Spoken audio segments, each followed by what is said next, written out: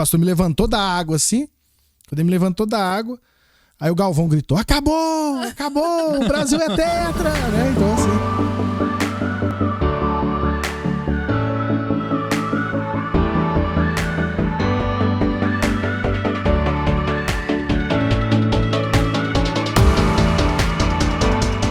E aí, gente, tudo bem? Estamos chegando para mais um podcast Em Frente. Um prazer tê-los aqui.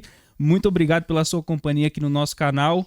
Nós vamos sempre trazer para você conteúdo bíblico, conteúdo teológico, para que você possa seguir em frente na sua caminhada da fé e também enfrentar aquilo que você precisa enfrentar.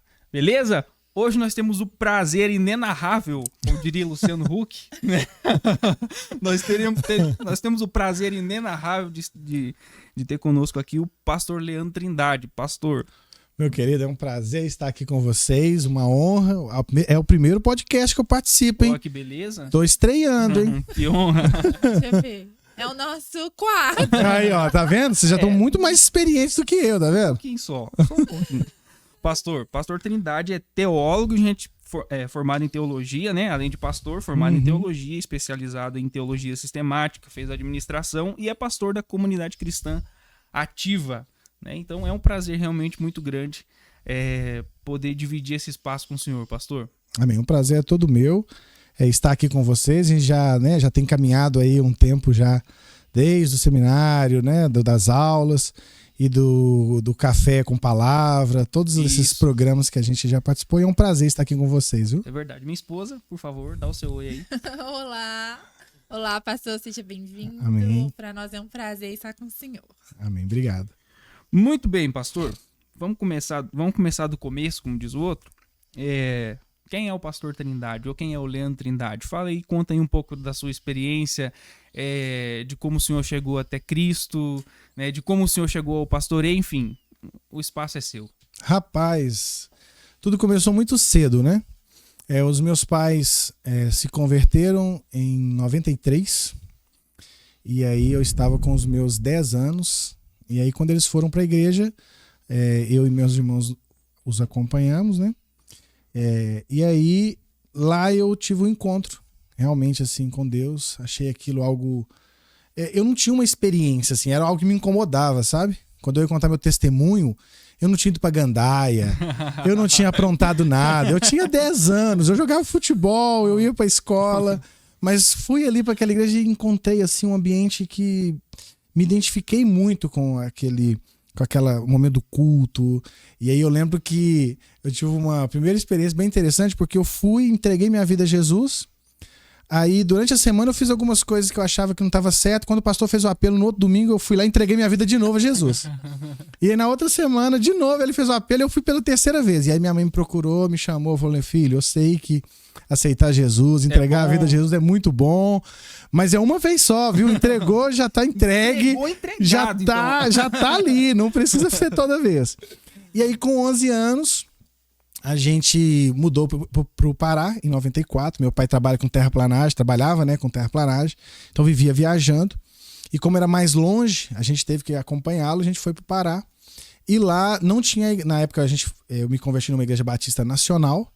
Lá não tinha, a cidade de Paraopebas, perto da Serra dos Carajás, onde teve aquele massacre, né, do Sem Terra, naquele período. E aí nós fomos para lá e não tinha igreja nacional, só tinha da igreja brasileira, que era chamada assim, igreja tradicional, né? E aí na época o nosso pastor disse: não, é uma igreja muito boa, pode frequentar. E aí eu fiz a preparação de batismo lá. E na época era o pastor Carlos, né, que pastoreava a igreja. E a igreja lá, a maioria das casas da igreja era de madeira. E o orgulho da igreja é que ela estava construindo um templo de alvenaria. Então era o orgulho da igreja, né?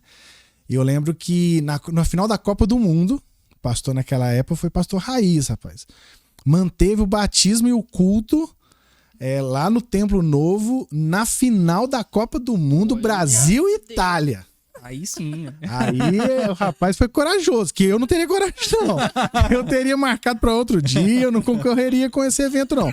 Mas ele marcou, e aí eu sempre brinco, né? Lógico que isso não aconteceu, mas eu brinco que quando o pastor me levantou da água, assim, quando ele me levantou da água, aí o Galvão gritou: acabou, o Brasil é tetra, né? Então, assim, foi ali que eu me batizei.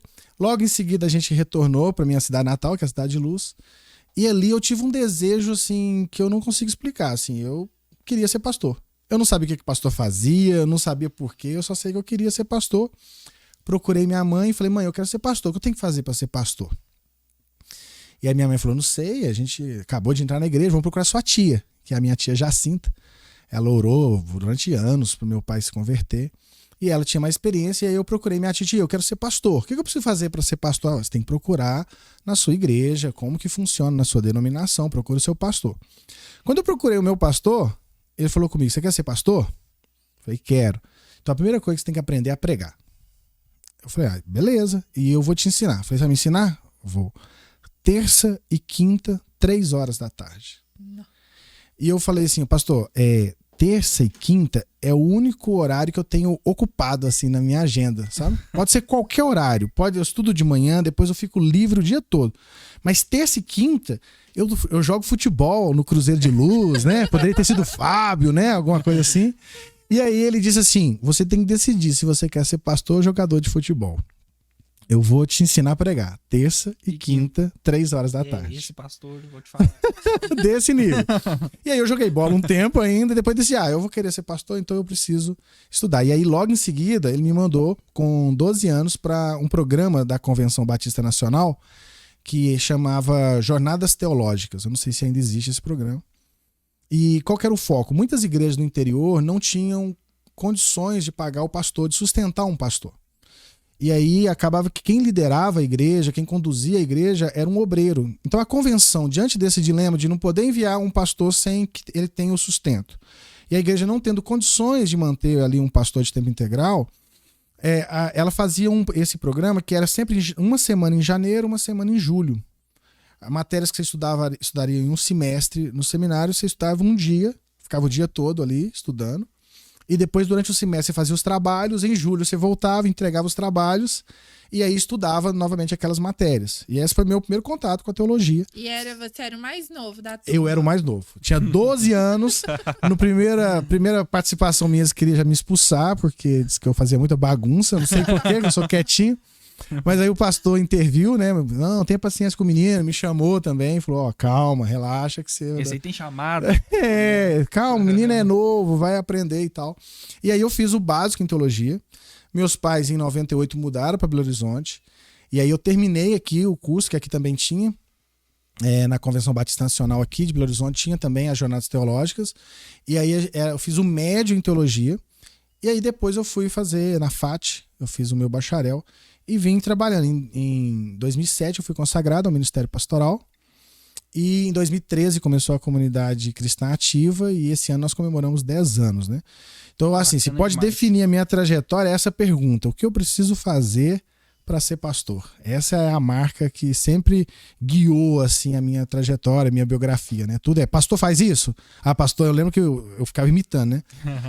Eu não gostava muito de café, mas aí eu vi que o pastor tomava muito café. Eu falei, não, tem que aprender a tomar café porque pastor toma café. E aí o pastor usava roupa social, comecei a usar roupa social. Eu lembro que eu peguei um terno que meu pai tinha, sei lá, casado, alguma coisa assim, fui com ele pra igreja, porque eu queria ser pastor, né? Tinha uma plaquinha assim, Pastor Leandro, Ministério Pastoral, que ficava lá no meu quarto. Então, assim, ser pastor era o que definia todas as minhas decisões, sabe? Então foi assim que se deu, né, a minha trajetória. Gente, que legal. Bacana demais, pastor. Pastor, é uma marca sua e fica muito claro, né? Como o senhor falou, a gente já tem um convívio, né, de participarmos de alguns eventos que a gente promove aqui na igreja, e eu fui aluno do pastor Trindade no seminário também. O senhor é um apaixonado pela igreja, né? O senhor falava aqui em off para nós também, e como eu disse, é uma marca. Eu sou um apaixonado pela igreja também, nós já até falamos em alguns podcasts anteriores sobre isso, né? Nós falamos com o pastor Flaviano a respeito da ideia de manter um relacionamento com Deus na comunhão, né, na comunidade. O pastor Fernando, ao falar de oração no podcast também que ele gravou conosco, ele deixou muito claro a questão da igreja, a questão do que Deus deu para a igreja. Deus não tem ninguém específico para dar algo, é a igreja, né? E ao combinarmos esse podcast, o senhor nos sugeriu um livro, né? O livro do Colin... Deixa eu ver o nome, são americanos, então assim, né? Complica. Deixa eu até Não, mas você mostrar. tem um inglês fluente, isso aí pra você é tranquilo. Missionário fala inglês Deixa eu mostrar- fluente, isso aí mostrar é na tranquilo. câmera Aqui, ó. Tá? Aqui, ó. Isso, mostrar nessa câmera aqui. Então, olha lá, é o livro então do Colin Hansen e do Jonathan Leeman. Isso mesmo? O Leeman. Leeman. Isso. Igreja é Essencial. Esse livro é um livro muito bacana, atual, né? É um livro que foi escrito pós-pandemia, ou durante, né? Durante e pós-pandemia. E vem trazer o resgate da igreja, né? Pastor, eu queria que você desse a sua visão, então, geral a respeito desse livro pra gente começar. Pra gente começar do macro, né? Então, eu acho que a igreja, ela passa por um processo, sempre tem, cada geração, ela tem que responder que tipo de igreja ela vai ser. Porque o mundo muda. E o evangelho, embora o evangelho permaneça sendo o mesmo, o ser humano não. E na hora de aplicar e de viver esse evangelho dentro de uma cultura específica, cada igreja, cada geração de cristãos tem que dar essa resposta, né? Isso fica muito claro no início ali de Atos já, quando Jesus é elevado aos céus e ele pede para que fique em Jerusalém até que recebessem o poder, né? A descida do Espírito Santo. Logo que eles recebem o Espírito Santo, que começam a viver aquela primeira experiência comunitária como igreja, a gente percebe que a igreja começa a se acomodar ao sistema judaico, né? Ela se torna quase uma seita judaica, onde você tinha ali os fariseus e os zelotas, e você tinha ali os nazarenos, aqueles que seguiam a Jesus. E tanto é que eles frequentavam o templo, eles estavam ali participando, era basicamente judeus que estavam ali participando da fé.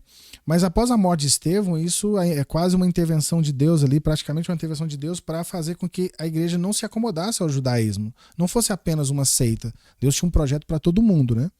E aí quando a gente fala de grande comissão, a gente está falando exatamente dessa parceria, é uma comissão. Deus nos deu o que fazer, ir por todo mundo e pregar o evangelho. Agora, como fazer, cabe à igreja. Sim. E uma coisa que ao longo dos anos eu fui percebendo, assim, na minha experiência de fé e na minha experiência pastoral, é que muitas palavras começaram a ter um sentido dúbio. Então, assim, a gente começou a definir mal as palavras. A gente começou a usar a mesma palavra com um significado completamente diferente, né? E usar alguns conceitos para desconstruir determinadas coisas e quase jogar a criança junto com a água suja da banheira, né? Então, o que eu acho que esse livro ajuda é porque ele resgata alguns princípios fundamentais da igreja. Sim. Que foram se perdendo. Especialmente no nosso contexto, nós somos a geração pós-pandemia. Nós estamos tendo que lidar com essa realidade, né? Em que ao longo dos anos nós fomos aprendendo de que estar na igreja não era algo tão importante. Que a gente é igreja e que estar num templo, estar numa instituição religiosa, fazer parte de uma denominação não é algo que condiz com o evangelho. Nós começamos a acreditar que a minha experiência pessoal de fé é suficiente. Deus é o meu Deus, é a palavra que fala comigo. Eu não preciso adequar nenhum credo, eu não preciso me submeter a nenhuma hierarquia institucional. E só que isso, ao longo do tempo, começou a trazer vários problemas. E a pandemia fez com que isso... Eu acho que ela não gerou, mas ela acelerou uma tendência. Ou então trouxe à tona aquilo que talvez, de uma certa forma, já estava querendo, né, aparecer. Eu acredito que sim. Trouxe de vez o processo à tona. Então... o livro realmente traz muitas coisas nesse sentido e traz essa questão da redescoberta, né? Eu achei muito bacana a frase que o livro traz, né? Quando ele define o que é uma igreja, né? O livro traz, eu acho que é um livro muito simples de ler, se você quiser ler, você quiser comprar, eu até mostrei o livro aí, a gente deixa na descrição depois. É um livro muito bacana que vai trazer para você, de fato, essa redescoberta da igreja, né? E quando ele traz a definição do que é a igreja, diz que é um grupo de pessoas que sabem que foram amadas por Cristo e começam a amar umas às outras dessa maneira, né? E uma coisa que me chamou a atenção também, pastor, foi, logo de cara, ele traz uma analogia com essa questão da pandemia. Ele vai falar, por exemplo, da experiência de quem faz uma viagem, né? E tem consigo... Hoje a gente tem as redes sociais que facilitam demais, mas pensa antigamente, né? A pessoa faz uma viagem muito longa e ela tem ali a foto da esposa, né? E por muito tempo ele tem que se contentar com aquela foto. Mas vai chegar um momento em que ele vai voltar e ele vai estar na presença dela. E é muito diferente você ter a foto da esposa e estar na presença dela, né? E é mais ou menos isso que acontece hoje. Só que a tecnologia, eu acho que ela acaba dando essa sensação de que estar em casa vendo um vídeo, ou assistindo um culto ao vivo é a mesma coisa, e não é. É porque ser igreja é mais do que consumir conteúdo. Então, assim, a gente às vezes tem a falsa compreensão de igreja de que o culto é o que nos define como igreja. Então, ou seja, o que nós fazemos no culto é o que define ser cristão.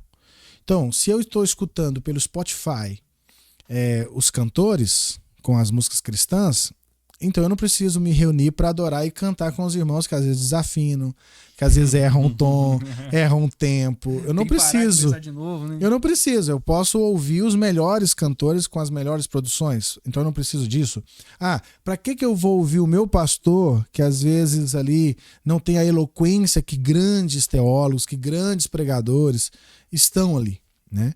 Então, e com isso faz com que a gente comece a achar que ir à igreja e fazer parte de uma igreja é simplesmente consumir conteúdo. E consumir conteúdo o YouTube dá conta. Consumir conteúdo o Spotify dá conta. Só que igreja é muito mais do que isso, né? Até você citou aí a metáfora do Jonas Madureira, que escreveu o prefácio. Sim. Que ele fala exatamente isso. Eu pego uma foto, quando eu tô longe da minha esposa, faz sentido eu ter uma foto pra matar a saudade, eu beijar aquela foto.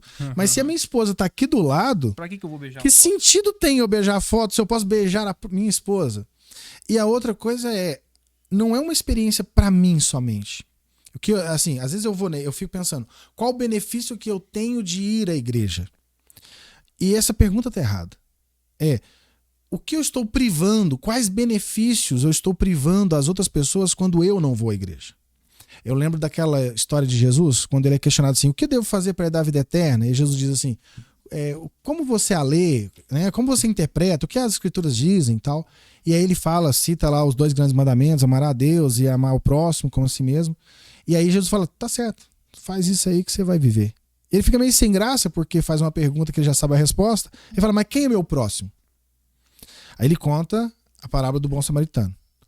No final da parábola, Jesus devolve a pergunta para ele. Quem você acha que foi o próximo daquele que caiu na mão dos assaltantes? Olha a diferença. A visão do mestre da lei é quem é o meu próximo. Quem é que cuida de mim? Quem é que olha para mim? Quem é que me acolhe? Jesus diz, quem foi o próximo daquele que caiu? Então, ou seja, a igreja não é um lugar onde eu vou porque é um lugar confortável ou porque é um lugar que vai trazer benefício para mim. Um dos motivos que me faz ir à igreja é porque eu tenho algo a oferecer àquelas pessoas. Então eu vou não apenas para ouvir a palavra, mas porque eu posso chegar lá e o irmão que está do meu lado está chorando abatido e eu vou dar um abraço nele. Isso vai fazer toda a diferença. Sim. Então por isso que é diferente, entendeu? Não é só consumir conteúdo. Ir à igreja vai muito além disso.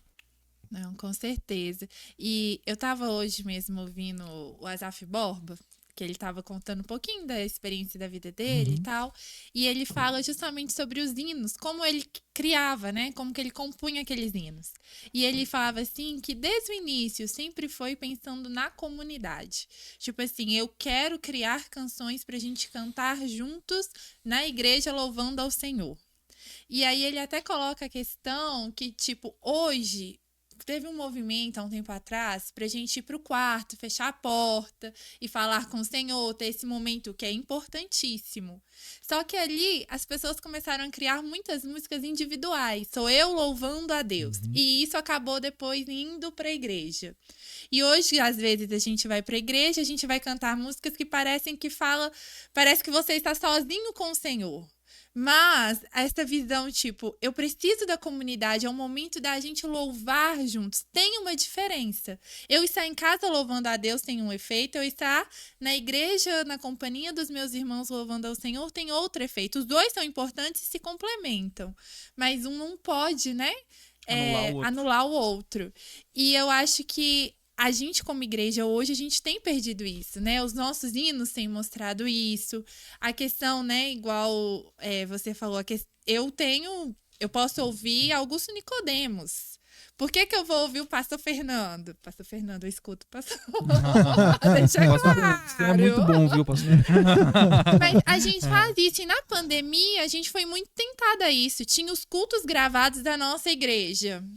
Mas, às vezes, estava competindo com um culto gravado de uma igreja X que tinha uma estrutura gigantesca. Tem uma estrutura enorme. Qual que eu vou assistir? De qual que eu vou participar? Então, esse é um tema que até ele aborda aqui, e ele fala exatamente que o que nos levaria a ouvir o nosso pastor e não ouvir um grande pregador é porque o grande pregador não conhece a nossa realidade. Exato. Ele não vive o que nós estamos vivendo. Ele não... Sabe por que a gente... Quando prega, a gente tem dificuldade de pregar para uma câmera, porque a câmera não tem reação. E quando nós estamos pregando, dependendo da reação das pessoas, o Espírito vai te conduzindo a usar as palavras, porque não são palavras por palavras escolhidas. Quando você prepara o esboço, por mais que você tenha usado ali toda a homilética, tenha distribuído bem o texto, a exposição, as palavras elas serão guiadas. Por isso você pode pregar o mesmo esboço mais de uma vez e vai ser diferente, porque você tem essa interação. Então, quando você pensa no contexto da comunidade, eu lembro muito daquela frase do Ariovaldo Ramos, quando ele usando a oração do Pai Nosso, ele diz, não é pão meu, não é Pai meu, não é perdoa o meu pecado, é Pai Nosso. É sempre o nosso. Que está santificado seja o teu nome, venha a nós o teu reino, seja feita a tua vontade. Eu acho que as músicas, muitas pessoas acreditam que a música ela gera isso. Eu penso que a música ela reflete. Eu acho que essa visão individual, porque se você for parar para pensar, a vida cristã, a vida humana, a história humana, ela é quase que marcada por um pêndulo entre extremos. O problema nosso é que nós sempre estamos caindo num extremo e no outro. Houve uma época que surgiu a frase, tipo, não adianta não vai ter culto, não vai ter vida no culto se você não tiver culto na vida. Em que o problema da igreja era outro. Então vamos imaginar, o pêndulo está no extremo do lado esquerdo. Qual que é? Você vai pro culto, mas você não ora, você não busca, você não tem vida com Deus. Você vai para a igreja, quando você sai, você desliga o seu modo cristão, tira a sua capa de cristão, deixa na igreja e vai viver a sua vida como uma pessoa que não conhece a Cristo. Nesse período, a mensagem que precisava ser pregada é: não adianta você vir ao culto se você não entra pro seu quarto, fecha a porta e busca o seu pai em segredo. Porque era um problema. Com o tempo, a experiência comunitária foi deixada de lado, porque não adianta ir à frase, não adianta ir à igreja se você não tem vida, então o que vale é a busca de Deus em casa. As pessoas começaram a ter essa busca mais individual, intimista da presença de Deus e deixou um pouco de lado essa vida comunitária. Caímos no outro extremo, que o outro extremo é o quê? Eu não vou à igreja e eu busco a Deus somente em casa. Então, talvez o que a gente tem que começar a buscar, o equilíbrio, é o equilíbrio de Atos 2. Eles tinham essa vivência individual da fé, essa experiência individual da fé, mas ela não substituía a experiência comunitária. Paulo está indo para Damasco para prender os cristãos. Cristo vai diretamente a ele. Ele não existe intermediários. Cristo se revela a Paulo. Paulo reconhece a voz ali, questiona quem que é Jesus a quem você persegue. Vai entra na cidade que eles vão te mostrar o que dizer, o que fazer e tal. Logo que Ananias ora por ele, ele vai reunir com os outros irmãos. Sim. Então é esse polo de vida, intimidade pessoal com Deus, e experiência comunitária. As duas são quase assim o polo positivo e negativo que realmente vai gerar esse equilíbrio, né? E Jesus nos deu esse exemplo, né? O tempo todo você vê Jesus na intimidade com o Senhor, se retirando para estar com Deus, mas ao mesmo tempo ali no meio da multidão, ensinando com seus discípulos. Então, assim, ele é esse exemplo de equilíbrio. Uma coisa nunca anulou a outra. E momentos que foram necessários, né? Quando você vê ali quando você lê que ele soube da morte de João Batista. Ele queria estar sozinho, ele queria aquele momento com Deus, mas a multidão chegou. Uhum. E ele não afastou a multidão e falou, calma aí que agora é o meu tempo com Deus. Não, vem cá, vou te abraçar. E depois ele se retira novamente. Então, assim, ele tinha as duas dimensões, a dimensão pessoal e comunitária, né, da fé. Uhum. E o senhor citou Atos, principalmente os 5 primeiros capítulos de Atos, para mim são capítulos que revelam de fato como a igreja deve proceder. A expressão ali, a expressão mais forte que trata dessa unidade é que a igreja vivia como um só coração. Se eu não me engano, está no capítulo 4. Lá o Lucas vai dizer que a igreja vai relatar, né? Porque Atos é uma narrativa histórica, então vai relatar que a igreja vivia ali como um só coração. Nada acontecia fora do contexto da igreja. Tudo ali era igreja, né?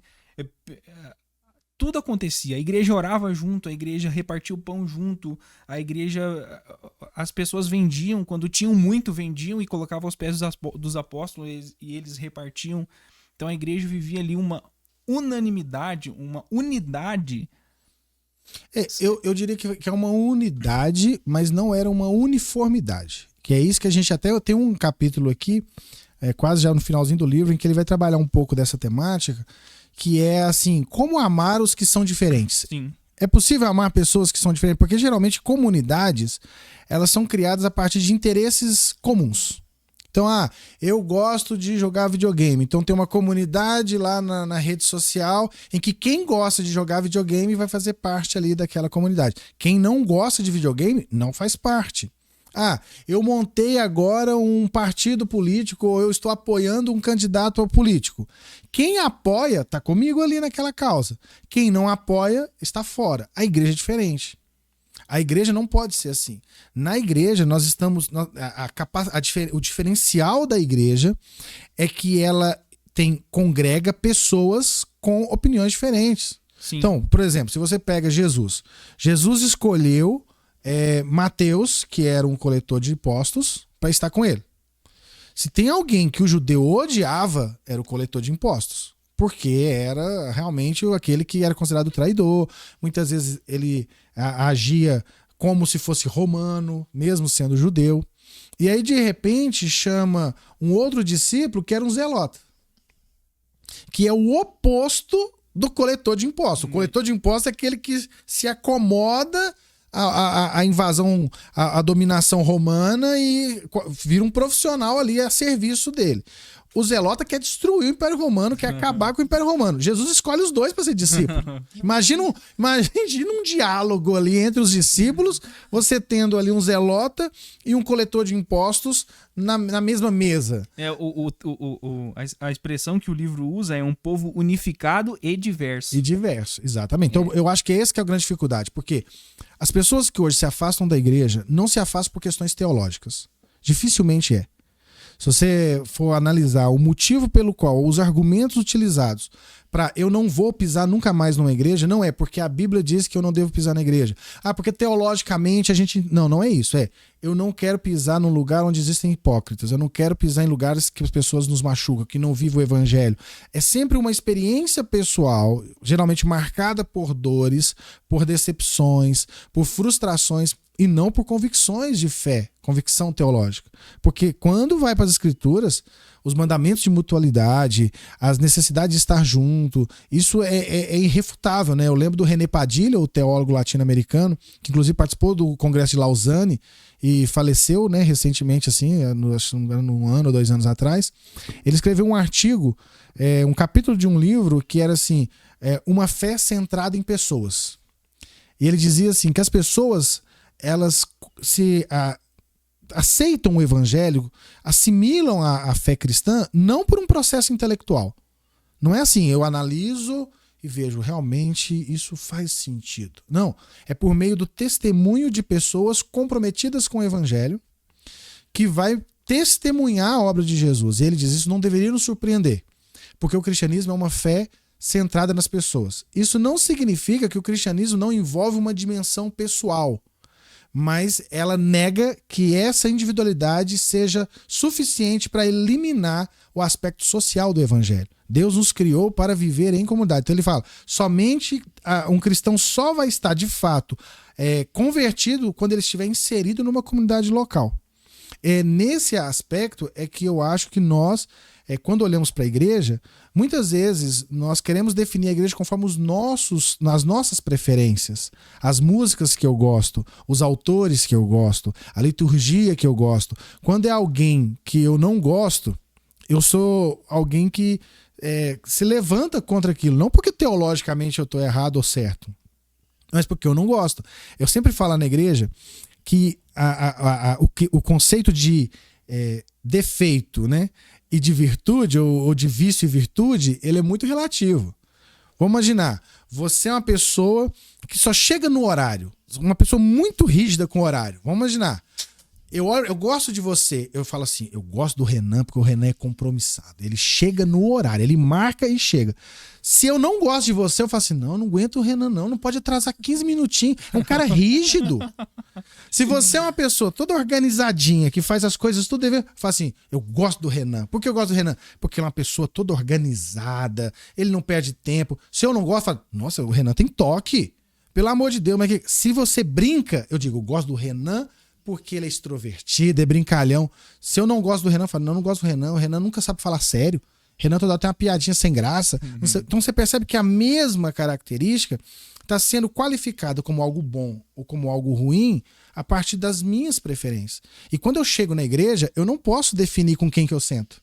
Não. Eu não posso escolher quem vai estar na igreja, porque a igreja ela acolhe os coletores de impostos e ela acolhe aqueles que querem libertar a nação do dominador estrangeiro. Nessa época política, dessas brigas políticas que teve dentro da igreja, a igreja não é nem de direita nem de esquerda, a igreja ela acolhe, porque o evangelho ele é de outro reino. E aí, é até uma coisa legal da gente falar, que é quando ele usa a metáfora da igreja como embaixada. Se eu não me engano, quer ver? Eu tava nele aqui agora há pouco, eu fiz um resumo aqui do livro. Quer ver? Se reúne, é o capítulo 3, né? No capítulo 3 ele vai falar que a igreja se reúne como uma embaixada terrena do reino celestial de Cristo, né? Ele usa até uma experiência que eu achei interessante, que é assim, vamos imaginar que você, quando estava fazendo missões lá na África do Sul. Sim. Então você é brasileiro, estava com um visto e estava num país estrangeiro. E aí seu passaporte vence. Você precisa tirar um novo passaporte. O que você tem que fazer? Você tem que ir na embaixada brasileira para emitir um novo passaporte. Ok? Ok. O que ele diz é o seguinte, o que define se você é brasileiro não é a embaixada, é porque você nasceu no Brasil. Então, é isso que define a sua identidade. Então, não é a embaixada que te faz brasileiro, mas é a embaixada que confirma a sua nacionalidade. Sim. A igreja não faz cristãos. Não é porque eu faço parte do hall de membros que eu sou cristão. Mas cabe à igreja, como representante desse país, dessa pátria celestial, dizer quem é cidadão e quem não é. É por isso, e eu acho ele até enfático ao dizer que... Esqueci. Ele é muito enfático. Ele é enfático. Eu devia cortar essa parte por amor a mim. Ele é enfático, mas vai lá, volta aí. A gente tá falando da embaixada, que ele... a nacionalidade... Assim, ele até é muito enfático em dizer que você é livre para ir a uma igreja, né? Mas para ser igreja você precisa passar pelo processo de conversão, né? Você precisa passar pelo arrependimento. Então não é todas as pessoas que podem dizer eu sou igreja. O novo nascimento, E esse é um erro, que as pessoas falam assim, eu sou igreja. Eu não sou igreja. Só pra fazer um merchan aqui do nosso episódio anterior, nós já falamos sobre isso, né? Mas o senhor pode falar, eu não tô te cortando, não. É só pra você voltar só pra fazer um merchan, né? Isso, exatamente. Assistir também o episódio com o pastor Flaviano aí, que nós falamos porque quando a Bíblia fala, ela fala que nós somos membros. Membros. E é interessante você perceber isso, assim, o olho não ouve. O olho, ele não tem funções que cabem ao coração, ao pé, e isso é de propósito. Ou seja, Deus não nos deu todos os dons. Pra gente depender um dos outros, né? Isso que é, assim, foi uma das coisas que eu mais aprendi, assim, foi mais marcante, uma mudança na minha vida, foi exatamente isso, porque lá atrás, como eu falei, com os 11 anos, a minha pergunta era, o que eu preciso fazer para ser um pastor? E essa frase, se eu procurasse um irmão ou um pastor que tinha um dom evangelista, ele falava assim, um pastor é alguém que ganha almas. Pastor que não tem amor pelos perdidos não é pastor. Aí eu falei, então eu tenho que ser um evangelista. Aí eu procurava um outro pastor que ele era da oração, da intercessão. Ele diz, um pastor tem que ser um homem de oração, um pastor que não ora, não tem poder para pregar a palavra e tal. Aí eu procurava um outro que o dom dele era de ensino. Pastor tem que ler. Pastor que não lê, que não estuda, que não se dedica, é um pastor pica-fumo. Aí procurava outra e dizia assim, não, o pastor tem que ser um ministro de louvor. O pastor tem que... Ai do pastor ficar na mão de músicos irados, né? Tem que saber tocar, tem que saber cantar. Ah, se um pastor não souber administrar. E eu tinha uma lista gigantesca de coisas que eu tinha que fazer. E aí eu comecei a tentar ser tudo isso. Eu tentei ser o ministro de louvor, o administrador de igreja, o líder de célula. Acho que eu só não fui líder de mulheres, mas o resto tudo eu liderei. E eu percebi que isso está errado. O pastor não é uma carta coringa. Se a gente pega Efésios 4, a função do pastor é preparar os santos para a obra do ministério. Então não é o pastor que faz, é o pastor que prepara. O trabalho do pastor é preparar para que a igreja faça. E aí, nesse sentido, é que a gente olha, por que eu não consigo cantar como o irmão da igreja? Exatamente porque eu preciso que o irmão cante. Eu preciso entender que eu não sou autossuficiente. Eu não me basto. Eu preciso do outro. Eu preciso me reunir com o outro. Eu preciso me conectar comunitariamente com outras pessoas. Sim. Não, e interessante quando Paulo está tratando sobre isso é para a igreja de Corinto. Que é aquela igreja dividida, que cada um levanta uma bandeira diferente. Eu sou de Pedro, eu sou de fulano. E, de repente, o Paulo chega, começa a falar dos dons, né? Vamos buscar os dons. E fala de dons maravilhosos. Você fala, eu quero esse, eu quero aquele. Aí, lá no final, ele vira e fala assim, mas o melhor dom, o supremo, é o amor. Então, você tem que aprender a amar os seus irmãos. Para que todos esses dons ganhem algum significado. Exatamente. Então, assim, eu acho formidável porque ele coloca justamente, ele abraça tudo isso com amor. Quando você fala de Atos, os diáconos, eles surgem por quê? Porque logo ali no inicinho já estava tendo algumas confusões. E os apóstolos já não estavam dando conta. Porque eles distribuíam o alimento, né? Você vê que deixar aos pés, a expressão deixar aos pés, deixar sob o cuidado, né? Sob a supervisão de... Então, quando se vendia os patrimônios, deixava aos pés os apóstolos, que distribuíam conforme a necessidade. Quando chega no capítulo 6, a igreja vai crescendo o número de discípulos, é assim que começa o capítulo 6, Sim. Ele fala... Os cristãos de fala grega estavam se queixando que as suas viúvas estavam sendo esquecidas na distribuição diária de alimentos. Quem que era o responsável por distribuir? Eram os apóstolos. E eles dizem, olha, não é certo negligenciar a palavra e a oração para servir às mesas. Escolham dentre vocês homens cheios do Espírito Santo, de bom testemunho, de sabedoria. Nós vamos passar para eles essa função e nós vamos continuar na nossa tarefa. Já começou a entender assim, eu não consigo tudo. Exatamente. Eu não sei fazer tudo, eu não consigo fazer tudo. Eu preciso de outros membros do corpo. E essa questão da pluralidade na igreja, ela precisa ser respeitada. Ela precisa ser respeitada, porque você vê Moisés, por exemplo, né? Moisés, no tão famoso conselho de Jetro, né? Moisés estava lá tomando lenha, porque ele não aguentava aconselhar ou julgar todo aquele povo. E Jetro dá o conselho para ele, falou, Moisés, divide a carga aí, procura entre o povo, homens capazes, tarará e tarará, tarará. Então, divide, né? eu gostei muito de uma frase que eu anotei aqui. Eu fui anotando várias frases que me chamaram a atenção. E ela diz assim, ó, a reunião da igreja molda um povo. A reunião da igreja molda um povo. Então, assim, não só a reunião do culto, mas o culto é importantíssimo, mas o convívio, né?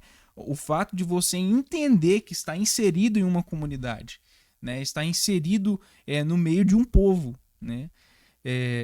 E aí, mais pra frente, ele vai tratar também das disciplinas, né, pastor? Que eu acho que é algo muito importante que acontece ou deveria acontecer e as pessoas muitas vezes não estão dispostas.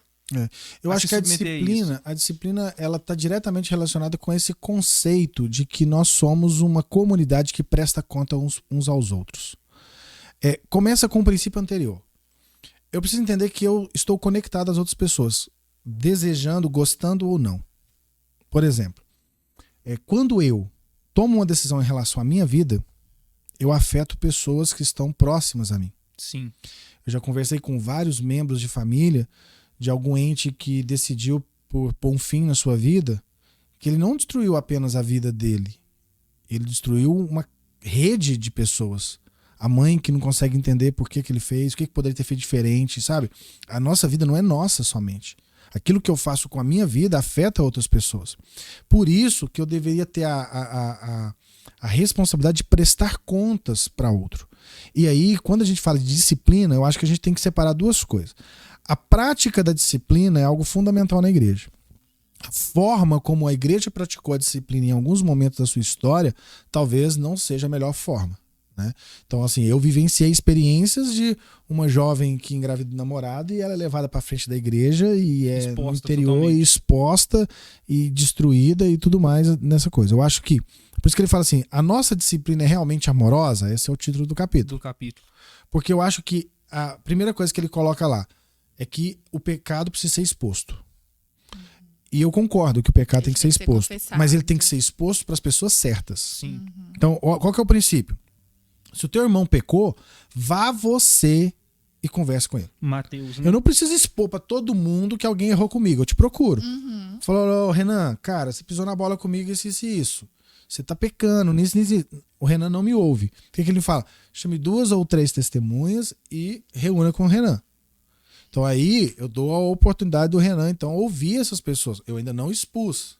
Se ele não quiser ouvir, leve para a igreja. E aí a igreja vai usar um recurso. O recurso da igreja não é assim, vão destruir o Renan. Porque esse é o problema. Quando nós queremos exercer a disciplina, nós nunca deveríamos exercer a disciplina com alguém que não amamos. Deixa eu abrir um parênteses aqui, pastor. Tudo que ligares na terra estará ligado no céu. Onde 2 ou 3 estiverem reunidos em meu nome, ali eu estarei. Este é o contexto dessa expressão. Né?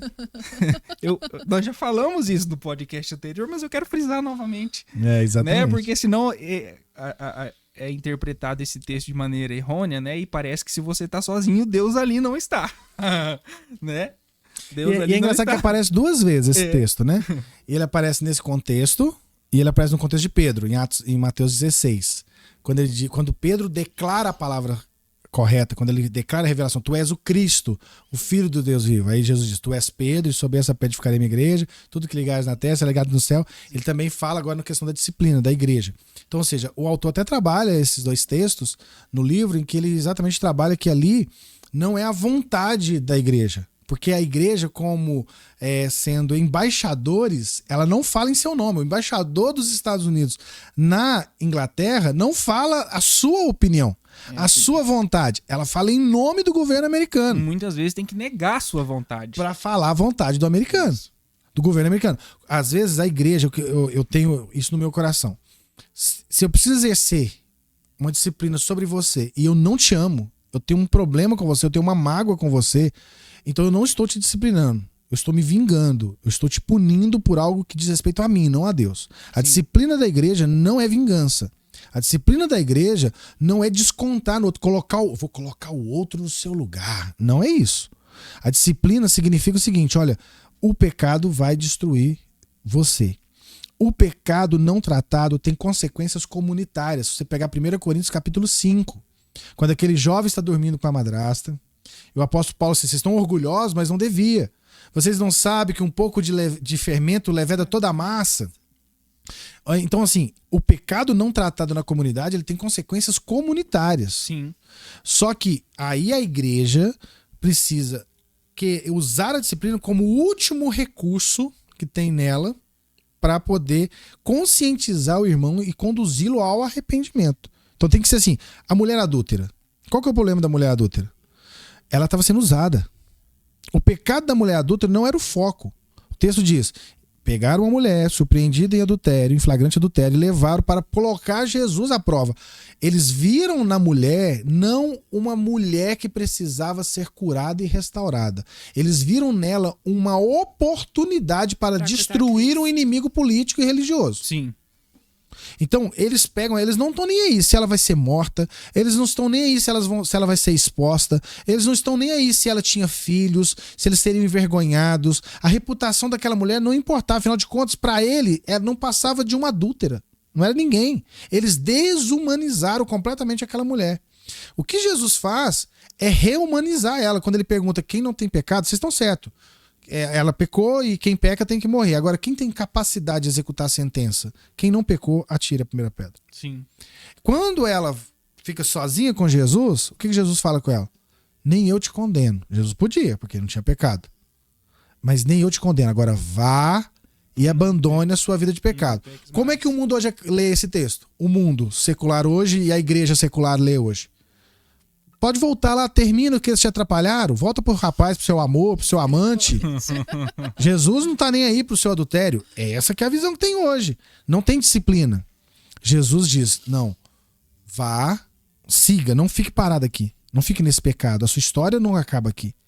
A sua vida com Deus não acaba aqui. Você pode ter uma nova história, mas abandone a sua vida de pecado. Toda vez que a igreja exerce a disciplina, não para restaurar, não com a motivação de curar, não com a motivação de fazer com que essa pessoa abandone o pecado, porque isso faz mal a ela, mas começa a usar como instrumento de vingança, de destruir alguém. Eu lembro que quando um grande pastor do Brasil caiu em adultério, vários pastores comemoraram, porque tinham a esperança de ocupar o lugar dele, de estar na posição dele. Então, quando alguém que eu não gosto cai, eu fico alegre porque ele agora eu vou ver ele cair.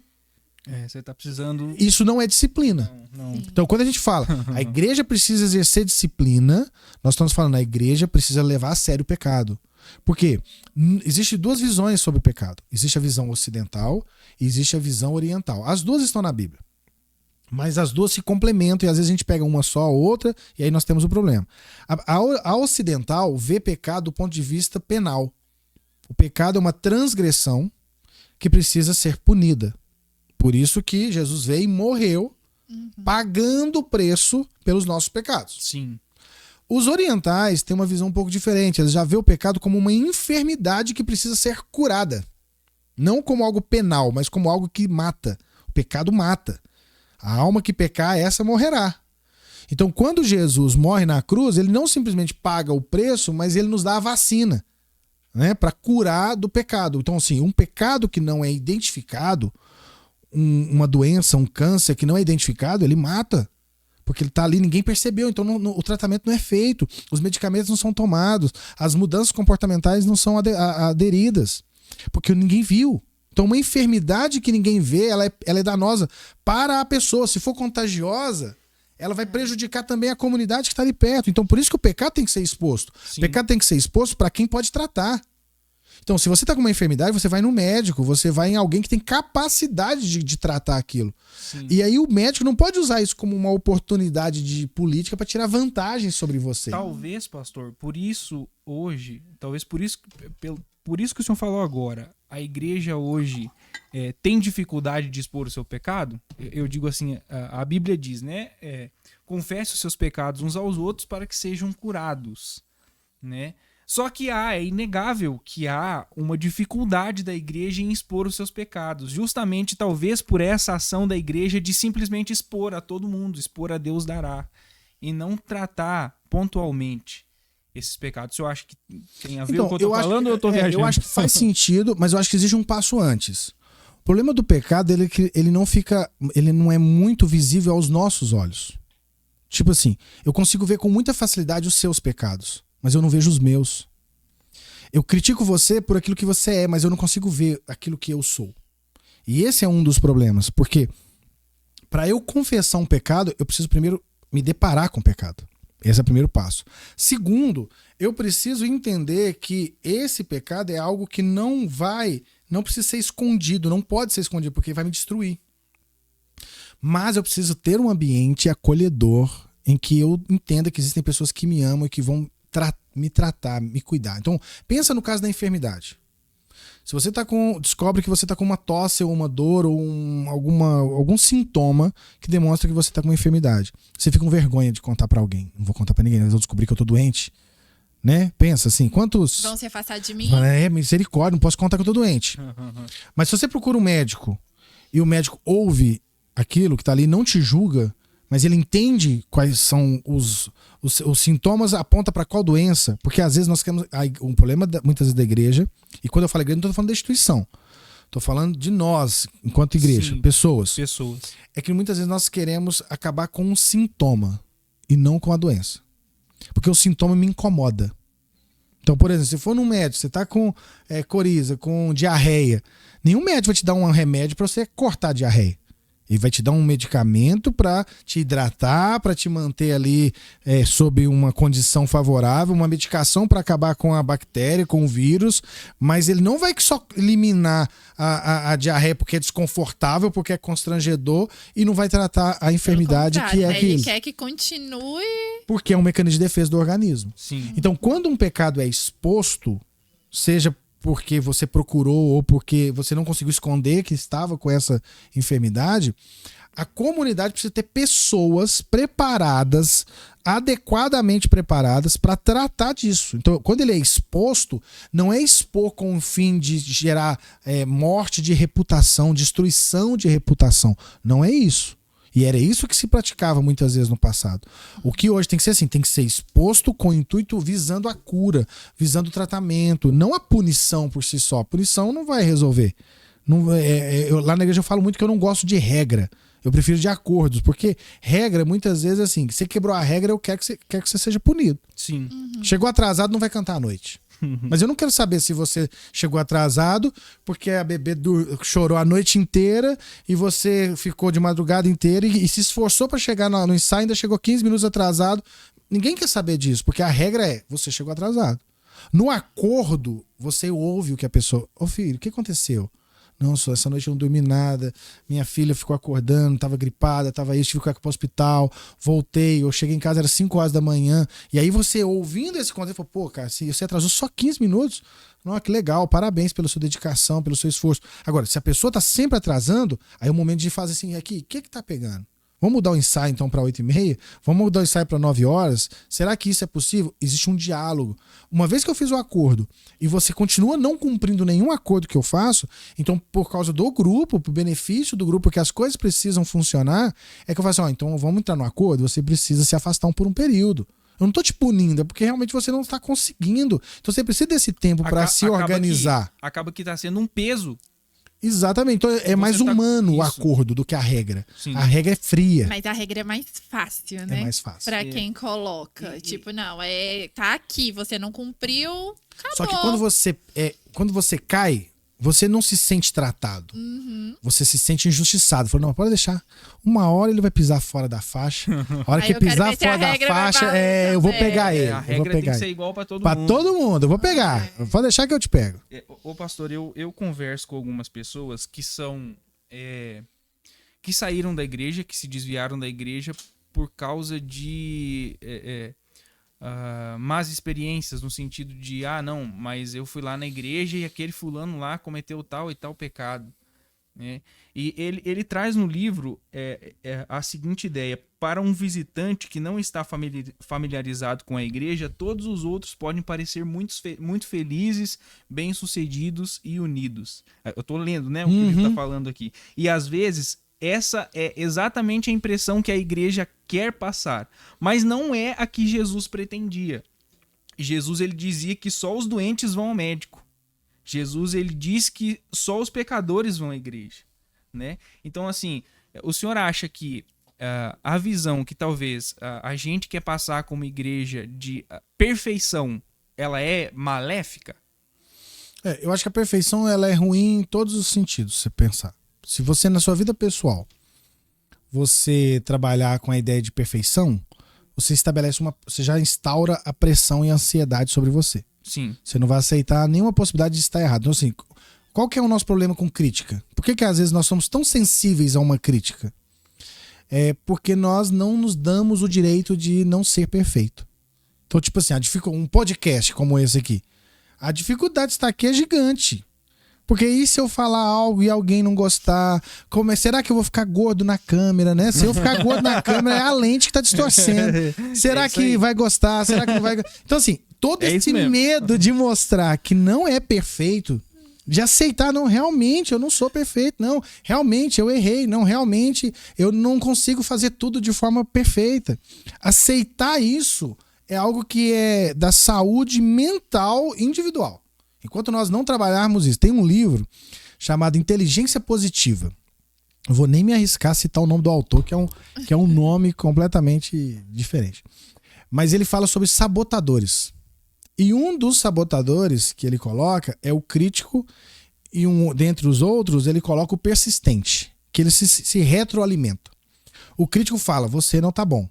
O persistente fala, então eu tenho que ser. Então você fica ali o tempo todo. E aí, nós temos duas formas de lidar com a nossa sensação de imperfeição. A primeira é diminuindo aqueles que a gente acha que é bom, ou nos colocando acima daqueles que a gente acha que não é bom. Então vamos imaginar, por exemplo, eu cantei e não cantei bem. Aí eu falo assim, tá, eu não cantei tão bem, mas pelo menos eu não desafinei igual o Renan. O Renan, pelo amor de Deus. Eu me justifico no erro dele. Eu errei, mas tem alguém pior do que eu. Sim. Então eu ainda estou numa posição de vantagem, né? E a outra forma é me colocando assim, você viu como eu cantei? Cantei muito melhor que todo mundo. Então, quando eu não posso recorrer a esse recurso, dizer que eu sou melhor que todo mundo, eu começo a diminuir os outros, ou encontrar justificativas circunstanciais para simplesmente não admitir assim, realmente, hoje eu não fui bem. Não, realmente, a gente não tá cansado. Não, o som, não, o pessoal da sonoplastia lá, pelo amor de Deus, meu retorno tava horrível. Não, foi a tecladista errou a nota e tirou completamente a minha percepção. Não, eu errei. Tá, eu errei. Agora, errar não me dá direito de não reconhecer que isso machuca pessoas. Sim. Então, o fato de eu reconhecer que eu errei deveria me levar a pedir desculpa para quem eu machuquei. Então, me desculpa porque realmente... a próxima vez eu vou tentar acertar. O problema que eu vejo é assim, tem problema errar não, nós todos erramos. Não, nós erramos e isso precisa ser reconhecido. Eu preciso entender que eu errei. E uma vez que eu errei, eu tenho que entender que outros vão errar. Então eu preciso aceitar que o outro também erra. Porque eu errei, ele também pode errar. E quando ele erra, eu preciso aprender a perdoar. Então eu preciso aprender a perdoar, porque eu reconheço que eu vou precisar de perdão. E aí, quando nós oramos o Pai Nosso, novamente o Pai Nosso perdoa-nos assim como perdoamos quem tem ofendido. Sim. Lá na igreja eu sempre falo isso. A questão não é se eu vou ou não errar. A questão é quando. Porque eu falo assim, a gente erra de duas formas. Por ação e por omissão. Ou nós falamos mais do que devíamos, ou nós não falamos do que devíamos. A pessoa tá perto da gente, você tá vendo que ela tá triste, você nem pergunta como é que ela tá. A pessoa tá fazendo aniversário, você nem liga pra ela. A pessoa tá internada, você nem visita. Então, você erra por omissão. Sim. Mas você também erra por ação. Você fala mal de uma pessoa que não deveria falar, você age de uma maneira egoísta. Então, a igreja é um lugar de pessoas. Ponto. Pessoas. Eu lembro uma vez do Cortella, quando uma vez lá ele foi entrevistado e eles perguntaram assim, religião não é coisa de gente tonta? Ele diz, não, religião é coisa de pessoas. Religião é coisa de gente. Existe gente tonta e gente inteligente. Existe gente disso e gente daquilo. Eu gostei dessa ideia. A igreja é lugar de pessoas. Pessoas que estão em diferentes fases de maturação, de crescimento, de maturidade espiritual. Então, por exemplo, vamos pensar a área da música, que é uma área muito sensível. Vamos imaginar que você tem lá um músico para cada instrumento. Agora você já aprendeu a altura que bate na bateria, como que se toca. Tal. Entra um novo músico, já desestabiliza tudo aquilo. Porque agora é uma nova etapa, um novo estilo. A igreja é assim. Quando a igreja está estável e entra pessoas novas, essas novas pessoas vão precisar se adaptar. E a igreja vai mudar. E a igreja muda, a gente precisa se adaptar a isso. Sim. Então eu acho que realmente a igreja precisa ser vista como um lugar de pessoas que tem fases de vida diferentes. Você, quando era solteiro, era um Renan. Depois que casou, virou outro Renan. Renan, depois que virou pai, virou um outro Renan. Jesus. E você nunca havia casado, ou nunca tinha tido um filho, ou nunca tinha vivido essa experiência. E mesmo que já tivesse tido uma experiência, não é a mesma experiência. Quem tem 4, 5, 6 filhos, o primeiro filho não é igual ao segundo, que não é igual ao terceiro. Como que você vai estar preparado para viver uma realidade que você nunca viveu? Há um tempo atrás, bastante tempo atrás, eu vivenciei uma situação com determinada igreja, porque assim, fazia parte, né, da missão ali de forma integral, e a gente viajou para uma cidade com uma equipe. E quando a gente chegou na igreja, o pedido da igreja para nós, que é a igreja que nós fomos servir, foi evangelismo, né? Evangeliza as pessoas, trazem as pessoas, nós queremos cuidar das pessoas. A gente achou aquilo maravilhoso. A gente foi pra isso mesmo. Foi. E nós fomos ao centro da cidade. E Deus tinha dado, assim, pra gente uma palavra de identificação. Que as pessoas queriam se identificar. E nós tiramos o calçado. Nós fomos a pé pro centro da cidade, pegando um ônibus. E era uma cidade, assim, que era capital. E tá lá, né? Um bando de jovem andando de pé descalço. E nisso a gente encontrou um morador de rua e fomos conversar com ele. E eu achei muito interessante que ele olhou pra nós, ele olhou pro nosso pé. Aí ele falou assim, nossa, vocês estão sentindo a mesma coisa do que eu. Aquilo na hora, nossa, então foi Deus mesmo quem falou, acertamos. Ouvimos a voz de Deus. E ali a gente conversando, ele se identificou e ele foi falando sobre as dores dele, aquela situação toda, nós o convidamos para a igreja. E ele foi. Quando ele chegou, é óbvio, ele era um morador de rua, ele não estava com um cheiro tão agradável, com a roupa adequada para a igreja, digamos assim. E de repente foi colocada uma cadeira para ele sentar lá no fundo. Aquilo, assim, pra equipe, eu tava como líder da equipe. Então, assim, a equipe já chegou em mim. Como assim, Gisele? Vão pôr ele lá no fundo? Não era pra trazer pessoas? Eles não queriam cuidar e a oportunidade de cuidar. E a gente, assim, percebeu que a igreja não estava preparada para aquilo que ela desejava. Ela não tinha mudado, ela não estava ainda disposta a sofrer a mudança que ela precisava, sabe? Para acolher as pessoas. E aí depois a gente foi, levou ele tomou um banho, né? Perguntamos se ele queria, claro, nada forçado, alimentamos. E ele foi, só que ele não voltou mais. E nós não o encontramos de novo, né? Pra fazer um acompanhamento nem nada. E assim, aí o pastor veio ter uma nova conversa com a gente. Aí eu falei, não, calma aí, pastor. O senhor quer que a gente tire as pessoas pra igreja, porque vocês querem cuidar. Mas primeiro a igreja precisa ser ensinada a cuidar. Essa igreja não sabe cuidar ainda. Ela pode cuidar. Ela tem condições para cuidar. Era uma igreja assim, né? Abastada, bem estruturada. Mas o coração dos membros ainda não estão prontos. Então não é melhor a gente fazer um trabalho interno primeiro? E depois a gente trabalha com evangelismo? A gente vai ficar um mês na cidade. Aí ele reconheceu e aceitou. E eu vejo, assim, que essa é uma realidade não só daquela igreja específica. Ela é geral. São de muitas. A gente precisa, como igreja, entender o lugar que nós estamos, o que é necessário a gente fazer. Porque, assim, o evangelismo, o ID é para todos, é o nosso chamado, é a nossa missão. Né? A missão do Senhor que Ele confiou a nós. Mas eu vejo muito isso, sabe? Será que a igreja tá preparada realmente hoje? Como é que tá? Como que o Senhor percebe isso? Eu vejo assim, quando provavelmente o pastor falou em evangelizar, provavelmente ele não imaginou o perfil que vocês trouxeram de uma pessoa que demandava certo preparo. Provavelmente ele imaginou que vocês iam evangelizar pessoas que não eram moradores de rua ou alguma coisa assim. Eu acredito que a gente precisa, de fato, ao estabelecer uma estratégia, porque quando você faz uma promessa, qual que é o conceito de reputação? É quando você faz uma promessa, você corresponde a essa promessa, né? Então a gente realmente tem que saber quem que a gente consegue atender para a gente alcançar aqueles que a gente consegue atender, porque senão a gente acaba fazendo um evangelismo abortivo, né? Que é aquele que você ganha, mas você não consegue cuidar. Não consegue cuidar. E aí eu acho assim, existem vários desafios nesse contexto da igreja. O primeiro desafio é quando você pensa.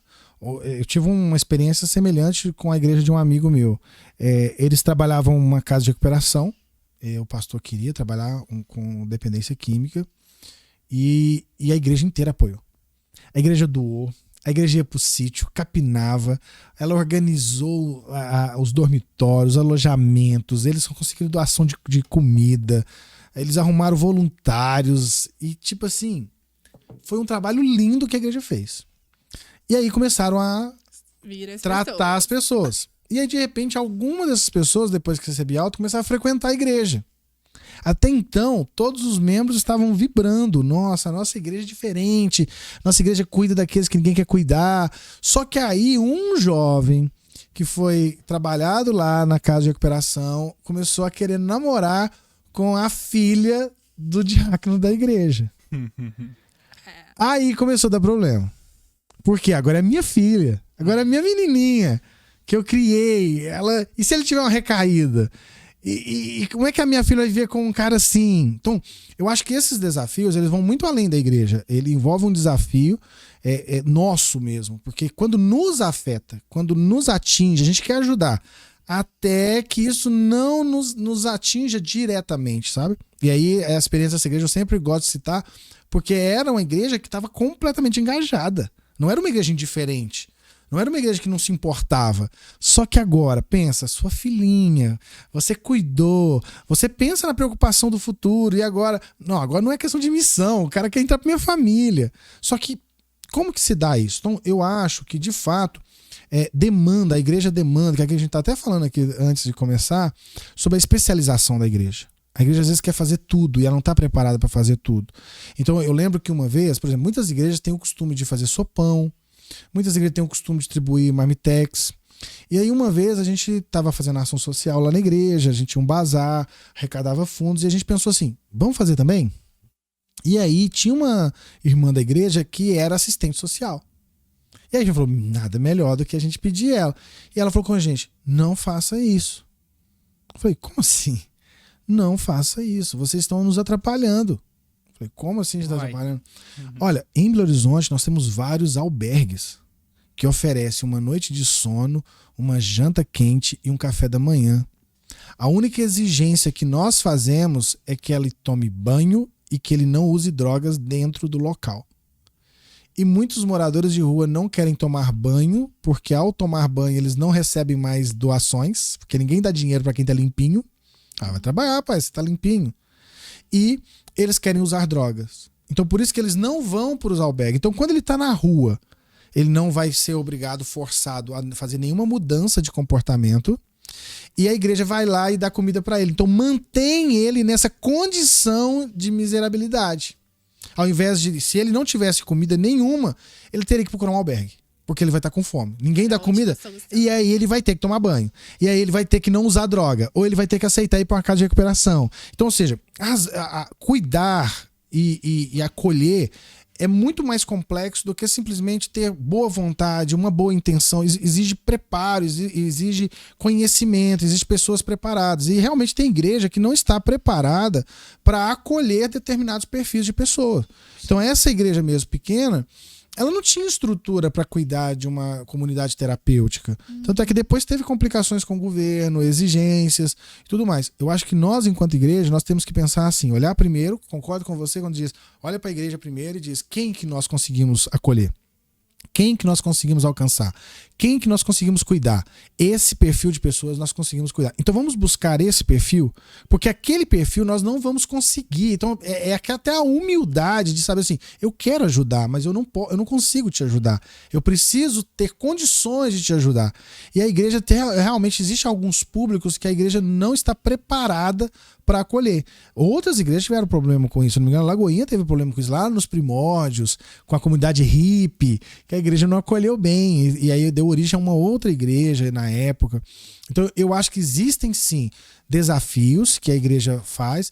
Eu mesmo participei de um projeto social uma vez e eu criei um problemão, porque a gente pegou o rapaz que era morador de rua, levamos ele para casa, oferecemos para ele tomar banho, tomou banho, e aí tinha uma comida toda azeda, nós jogamos fora, demos uma comida nova para ele, depois ele nos acusou, falando que desse jeito eu não consigo ganhar dinheiro, vocês pegaram minha comida e jogaram fora. Então, assim, a gente era completamente despreparado. Então, o pastor só pegou um monte de jovens, foi pra rua, vamos cuidar dos moradores de rua, sem saber quais eram o contexto, quais são os projetos sociais que já existem, como que o governo tem tentado tratar esse problema, como que a igreja pode se tornar parceira dos órgãos governamentais para resolver o problema e não apenas fazer um marketing social de uma igreja que cuida dos moradores de rua, sim, uma igreja que distribui sopa, uma igreja que dá cesta básica. Tipo, como que a gente tira a pessoa da condição de necessidade por uma condição de se autossustentar, né? Um trabalho em rede, então, seria o fundamental hoje, o senhor acredita, entre as igrejas, né? Tipo, a minha igreja, ela já trabalha com um centro de acolhimento. Então, eu ter contato com essa igreja para poder, eventualmente, se eu conhecer alguém, conduzi-la até ali, caso ela queira, seria melhor hoje. Talvez até a gente pensar institucionalmente falando, isso, talvez o melhor fosse até ter organizações separadas. Uhum. Então você tem uma igreja, a igreja cuida da parte espiritual, certo, a igreja. Aí existem pessoas dentro da igreja que têm condições, têm know-how, têm informação, têm experiência para cuidar com dependente químico. Abre uma nova instituição, não uma igreja. Entendi. Igreja não cuida de dependente químico. Igreja adora, ensina a Bíblia, ora. Aí abre uma instituição que é uma instituição terapêutica para cuidar de dependência química. E aí vai ver o que a legislação exige, quais são os profissionais. Tem que ter psicólogo, tem que ter psiquiatra, tem que ter médico, tem que ter assistente social, tem que ter... Quais são os recursos? Porque senão a igreja, ela se expõe a uma condição de risco de, às vezes, machucar pessoas, de prejudicar pessoas, de fazer coisa. Eu lembro de uma vez que eu fui visitar o hospital, eu ia no UTI, que eu tinha um irmão da igreja que estava no UTI, e a resistência no hospital era gigante quando eu disse que eu era pastor. Todas as portas se fecharam. E aí, quando eu fui conversar, tentando entender por que isso acontecia, foi porque tem pastor que tem autorização de visitar o leito 2B. Ele visita o hospital inteiro. Aí tem paciente que não pode ter contato com óleo por causa do tipo de doença que ele tem, o pastor vai lá e unge ele. Tem pastor que põe óleo lá na comida dele. Tem pastor que joga sal ungido. Ou seja, percebe como são pessoas completamente despreparadas. Hoje tem curso de capelania hospitalar. Se a igreja quer trabalhar dentro de hospitais, que faça o curso de capelania, que se prepare, que se organize. Sim. Gente, uma ideia que eu tenho assim é o seguinte: boa intenção não é suficiente. Então, lembra da história de Uzá? Sim. Quando Davi assume Israel e ele quer trazer a arca para junto de si. Olha que boa intenção, começar o reinado com a presença de Deus. Não tem nada melhor. E aí faz um carro de boi, 0 bala. Tem coisa mais bem intencionada do que isso? Uhum. O melhor recurso. Coloca lá. De repente, quando passa em frente à eira, os bois tropeçam, a arca vai cair, a arca vai cair. Com toda boa intenção, põe a mão na arca. Deus mata ele na hora. Davi tinha uma boa intenção.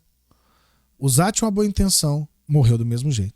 Naquele momento ele se perguntou, como posso trazer a presença de Deus para junto de mim? Foi consultar as escrituras. E ali descobriu o quê?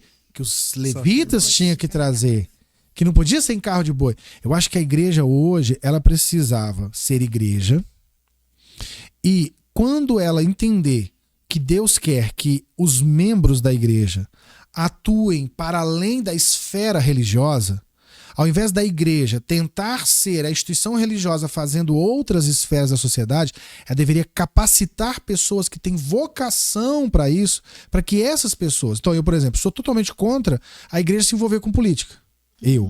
A igreja, institucionalmente. Mas eu sou a favor da igreja preparar cristãos que têm vocação política para serem bons políticos. Entendi. A igreja não é um hospital. A igreja é uma igreja. Mas se a igreja encontra aqui dentro de pessoas que têm vocação para ser bons médicos, que instrua esses cristãos a serem bons médicos, a usarem o conhecimento da medicina, a orarem por seus pacientes, a orar para que Deus ilumine, para que eles encontrem o diagnóstico, para que eles encontrem o tratamento. Ou seja, a igreja sendo igreja, apoia instituições específicas para fins específicos, e aí dessa forma eu não preciso apoiar necessariamente outra igreja, eu posso apoiar uma outra instituição. Então, a igreja está tendo problema numa área. Primeiro passo, vai numa instituição governamental, o que já existe hoje? Quais são as políticas públicas que já existem? Como a nossa igreja pode ajudar as políticas públicas a lidar com isso? Não existe, não tem. Pessoal, é uma necessidade. O órgão governamental não está tratando. Nós temos recursos para fazer. Tá, então vamos criar uma instituição que possa responder de forma legítima, de forma legal, corresponder com as expectativas, com as obrigações fiscais, tributárias, toda a situação que ela tem. E a igreja foca em ser igreja. Porque parece, às vezes, a sensação que eu tenho, que para uma igreja ser igreja, ela tem que deixar de ser igreja.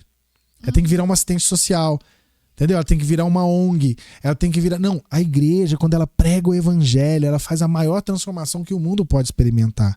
Isso não significa que dentro da igreja não haja cristãos que Deus chamou para lidar com moradores de rua, não é assim o termo que usa, né? Pessoas em condição de rua, com dependentes químicos, com pessoas que estão envolvidas com criminalidade, com crianças que estão em situação de vulnerabilidade, com violência doméstica, violência sexual. Tudo isso a igreja pode se envolver, mas não deveria envolver institucionalmente. Entendi. Deveria envolver por meio dos seus membros que têm vocação para lidar nessa área.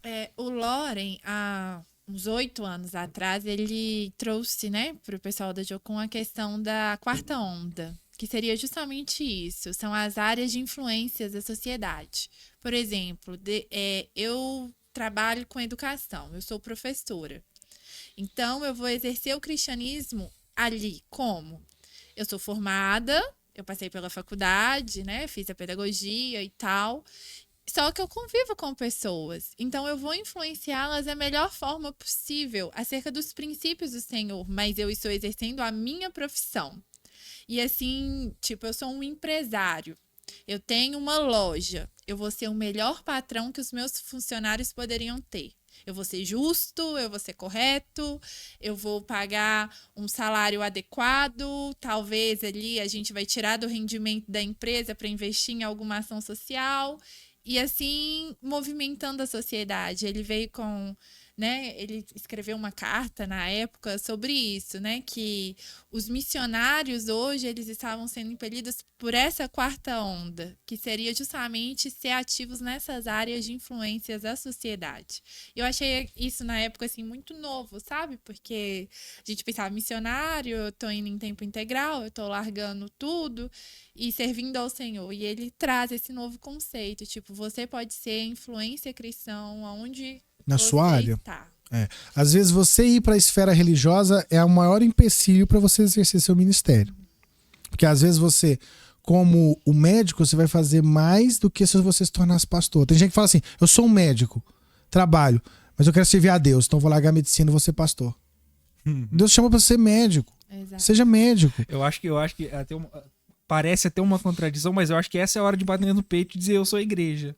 Exatamente. Exatamente. Porque tá já tem instituições hoje que já tem trabalhado isso. Por exemplo, você pegar a ABC2, que é a Associação Brasileira de Cristãos na Ciência, tem sido uma instituição que tem trabalhado isso, de como ser um cientista, como ser um acadêmico com doutorado, com pós-doutorado, que tem reconhecimento pelo seu trabalho na sua área, seja na física, na filosofia, em qualquer outra área, além da teologia, mas de uma perspectiva cristã, não necessariamente religiosa, mas cristã.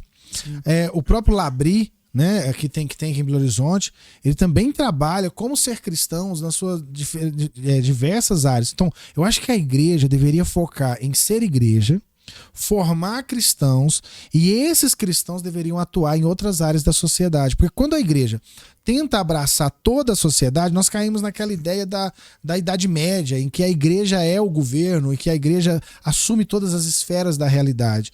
Eu acho que não é saudável para a igreja precisa ser igreja. Ela precisa pregar o evangelho, ela precisa viver o evangelho, ela precisa ter estruturas funcionais, ela precisa capacitar pessoas, ela precisa curar pessoas. Só dela fazer isso, ela já está fazendo uma grande obra. Sim. E aí, se ela capacita cristãos, vai ter um cristão que Deus o chamou para fazer uma obra junto a adolescentes em situação de criminalidade. Essa pessoa vai montar uma instituição. A igreja apoia financeiramente, a igreja envia voluntários para ajudar, encaminhe pessoas para lá, faça parcerias com outras instituições para enviar recursos, mas não seja a igreja fazendo isso. Seja uma instituição específica para isso. Eu acho que assim as coisas ficariam, a exposição, o risco da igreja ser mal gerida seria menor. Verdade. Muito bem. Pastor, a gente poderia...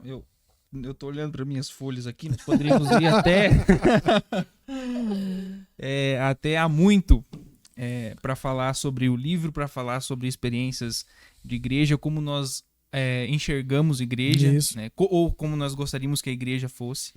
Mas diante de tudo isso, eu quero falar algo e eu gostaria, né, como eu tenho feito aqui nos podcasts, eu gostaria que você olhasse para aquela câmera ali no final e desse o seu conselho pastoral do coração, né, baseado em tudo isso que a gente falou, para aquelas pessoas que são feridas com a igreja, para aquelas pessoas que, em virtude da pandemia ou por situações que antes dela vivenciaram, estão afastadas da igreja, né? Mas a minha palavra é para você, querido, que tem alguma mágoa com a igreja por causa de talvez uma situação que você viveu, você olhou para aquela pessoa lá dentro da igreja e achou que ela deveria ser o holy, holy, santo, santo, santo, e de alguma maneira se afastou da igreja por causa disso. Saiba que a igreja não é um lugar de gente perfeita. A igreja não é uma instituição perfeita. A igreja é lugar de gente doente, a igreja é lugar de gente pecadora, mas que tem como objetivo usar de suas disciplinas, tem como objetivo usar do amor para que essas pessoas caminhem até Cristo todos os dias. Então não se afaste da igreja por causa disso, volte para a igreja, né?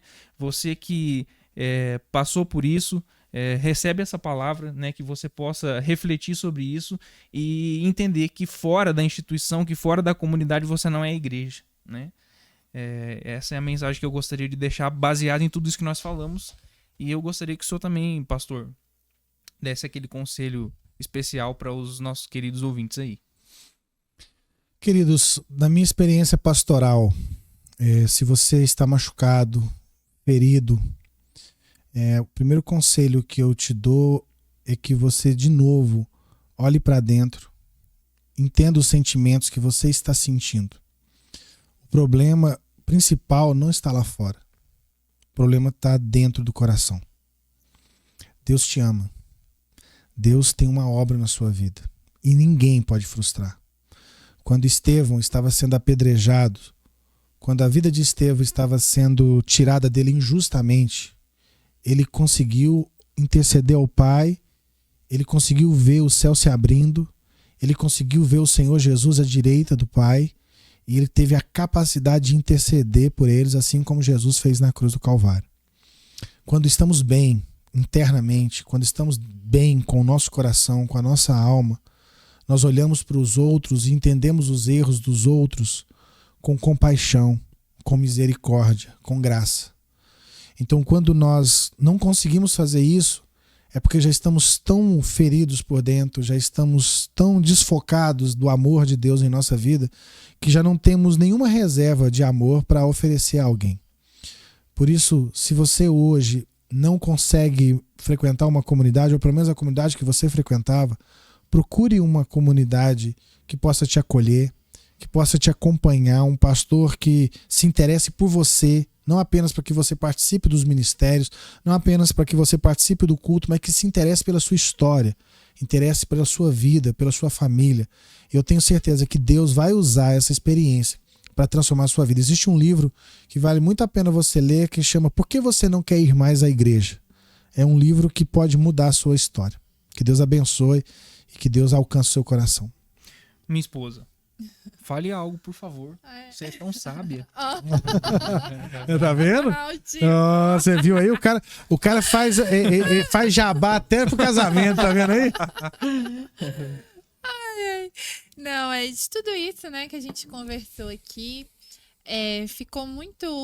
Acho que ficou muito claro que nós, como igreja, né, nós precisamos ter prazer na comunhão, aquela alegria em ir à casa do Senhor, né? Que a gente possa retomar essa alegria, ter esse desejo, porque a comunhão com os irmãos é, assim, fundamental para a nossa vida.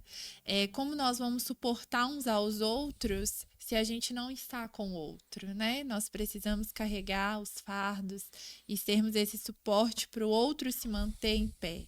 Em algum momento, o outro também será para nós. Então, assim, que a gente possa ter esse prazer.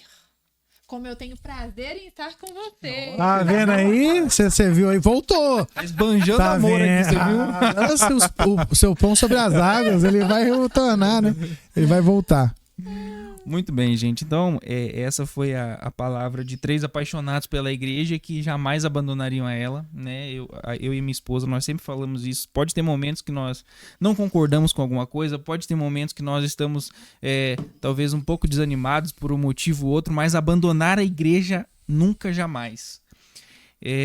Pastor, poxa, que prazer imenso ter o senhor aqui conosco. Eu que agradeço. Nós vamos com certeza, né, ter outras oportunidades também, né, para falarmos sobre outros assuntos. O senhor é um cara que tem muito a agregar, sempre agrega muito nas nossas vidas. Então, muito obrigado pelo seu tempo. Agradeço a sua esposa lá, o seu filho também, né? Pode deixar. Que abriram mão aí desse tempo, né? precioso com o senhor aí, que já tem uma agenda lotada para o senhor poder nos abençoar aqui. Amém, querido. Eu que agradeço. É a primeira vez, né? É a primeira vez, a gente nunca esquece, não é assim? E eu quero aproveitar e trouxe esse livro de presente pra vocês, ó, que foi o tema pra vocês lembrarem sempre da nossa conversa aqui, né? Muito bem. Eu sempre brinco que existem alguns livros que eu leio que eu gostaria de ter escrito. Esse aí são um dos livros que eu gostaria de ter escrito, que é essa Igreja Essencial, né? Muito bom. Então que Deus abençoe muito a vida de vocês e que continue usando esse podcast, esse projeto, esse ministério, para que a vida de muitas pessoas sejam impactadas e transformadas pelo poder do Evangelho. Amém. Deus abençoe. Amém. Gente, se você... Eu não falei no começo, né? Mas eu vou falar no final. Se você gosta desse conteúdo, se esse conteúdo te abençoa, dá aquele like, aquela curtida legal ali para nós, compartilha, comenta embaixo, né? Dê suas sugestões de temas, que a gente quer interagir com você também, tá? Então participe aí do nosso canal, compartilha, divulgue, porque a gente quer, com certeza, o nosso objetivo aqui é trazer conteúdo bíblico de qualidade, teologia, nós queremos abençoar a sua vida. Beleza? Até a próxima oportunidade aí. Vamos em frente aí, siga em frente. Em frente, né não? Claro, é em frente. Podcast em frente. Justamente, é para enfrentar as batalhas da fé. Essa é a ideia, você percebe que é um em com M e N, né? É para enfrentar as batalhas da fé, né? E seguir em frente. Seguir em frente. Essa é a ideia. Amém. Deus abençoe e até a próxima.